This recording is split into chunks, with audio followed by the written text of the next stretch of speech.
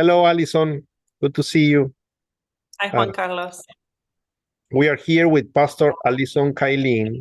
We celebrate that she accepted the call from Salt and Light Lutheran Church as their pastor and also as director and organizer for Leaven Community. So two roles in one person. So welcome. Yeah, Salt and Light Lutheran Church here in Portland, Oregon. Pastor Alison, we are doing a short video series when people started a call this year, the last 2 years, in the last 2 years. So I'm very honored to introduce you to more people in the synod. So the first question that I have is, what moved you to embrace this call, to accept it, right? Yeah, thanks, Juan Carlos. And I mean, first I want to say hello to folks in the Synod. And I know there are a lot of people I haven't met yet. And I just want to say that I'm really excited to meet folks and happy to be able to introduce myself in this way until we can meet in person. So Salt and Light Lutheran Church and Leaven Community, I feel so honored and so thrilled to be stepping into this role, these two roles in one. And yeah, it was a kind of a long journey, actually, that brought me here. I was originally ordained in the UCC over 10 years ago and ordained into social justice organizing ministry. And I would say that was really, truly what I felt my call was. And over the years, as I continued this work in public policy advocacy and organizing, there was a big shift that happened for all of us. And in particular, I think when Trump was elected, but also before and after, we've all been experiencing so many shifts. But one of the things that happened in particular was that the Trump administration issued an administrative rule on a policy that I and my coworkers had been working very hard on. And it made food access unavailable to many communities, including immigrant communities, primarily immigrant communities in the country. And this really shifted actually my worldview, because it took a program about food access, which is about community. It's about community wellness, a community for all of us, a basic need, food. And it actually really weaponized this program. And I can get into details. If anyone's interested in knowing more about all that wonky stuff, I'm happy to connect and share more. But the thing that this did for me, though, is it made me start to question whether organizing and advocacy alone are what we need to make change in this world. And of course, the answer that I came up with was no, that we needed to be doing, each of us individually, that deep inner change work, that deep spiritual work of looking at ourselves closely, of looking at what's inside of our heart, of taking stock of the power and the privilege that each of us holds, what we have access to, and what our responsibility is. I think that's deeply, deeply spiritual work. I think that's deep community work. And that really prompted me to re-examine what kind of work I wanted to be doing and what kind of call I had. And so that was one part of the story. The other part of the story is also what was happening in that decade for me was that I was unveiling and uncovering my own identity and my own sexuality. And there's a whole long story for myself of my history with the church and what I felt I had access to in terms of my identity and what I could claim and still have belonging in the church. But I came out to myself as pansexual and to my partner and to my community.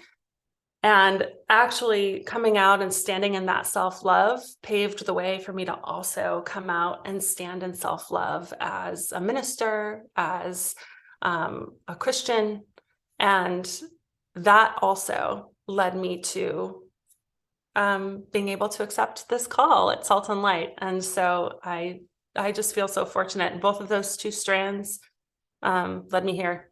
Yeah. So you mentioned what I'm hearing is first an understanding of the depth of the change that we require, that is deeper, or in the spiritual core of ourselves.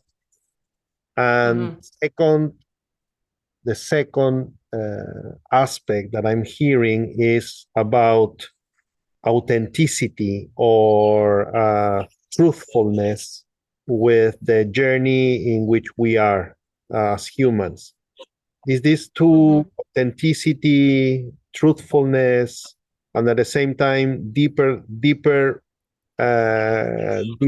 conversion, metanoia at the spirit level, will help us to maybe face reality differently and with a better posture as Christians, with a better posture. Is this something that was animating you to embrace this call at Salt and Light and Leaven? The two are so deeply connected, right? This authenticity and this inner work, this inner change work. We can only approach that inner work with deep authenticity, and ideally that inner work also leads us toward authentic connection and being with one another, and toward authentic action in the world.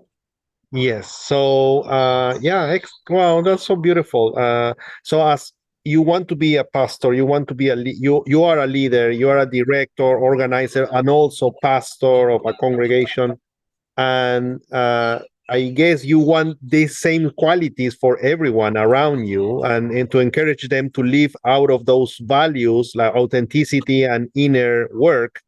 So what are you envisioning for the community as pastor and director organizer for Leaven Community and pastor of Salt and Light? Yeah, so this idea of inner work, that kind of inner change, that deep spiritual change, I see, the concept of a fractal, of essentially, you see it in nature all the time, in a seashell or a fern, and the idea is of patterns replicating at scale. And so starting so tiny in terms of that inner change work, and then growing and branching out into broader, spiraling outward toward broader replication of that pattern. And so that's sort of this concept of thinking about Leaven and thinking about Salt and Light, that when we show up to doing our spiritual work, what we're doing is we're beginning to practice the way that the whole world will be organized, in terms of, and trusting that when we're just showing up with authenticity and compassion for ourselves and pushing ourselves to look with honesty at who we are and how we're showing up, that has ripple effects on then how we do show up in community and in our organizations and in our businesses and in the whole social fabric. And Leaven does that already. And that's part of the fabric of what this organization already does and what Salt and Light already does as a church. They're about looking inward and then looking toward one another, sharing our stories, and then moving based on what's been unveiled through those stories, moving towards sacred action together. And then reflecting, pausing, and then coming back together again. So it's this ongoing spiral. It's this beautiful, miraculous eddy, that we get caught up in of inner work, of relational work, and then social change work. And it's all interconnected. Yes, those three dimensions that you're mentioning. Yes, and out of all of that, healing, life, peace,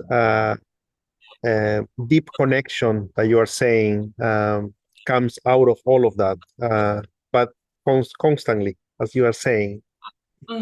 Yeah, and through the work of the Leaven Community Land and Housing Coalition, through work with our garden, really having our folks having their hands in the land, right? That is this sacred work. All of this is it's all the same work. And so Yeah, maybe that's getting a little bit abstract. You asked about sort of like, what do I see about the future for this community? And I think maybe the more direct answer to that is that we will unveil it together. Oh, But that's we have beautiful. Yes. Yes. I have the sun here, like unveiling. beautiful, yes. Oh, I'm so happy it's springtime. Well, I hope we wish you, we pray for you, for your ministry to be like this sun, like full of light, so you can shed light upon the people in their authenticity, in their way, how they do their inner work, how they connect to each other out of telling and unveiling their stories. And yeah, count on many people in the synod, in the Oregon Synod, that are going to be praying for you, supporting your ministry, Alison. And yeah, blessings to you and to your family as well, and to the people you carry in your heart as pastor and director organizer of Salt and Light and Leaven Community. Thank you so much. Thank you, Bless. Juan Carlos.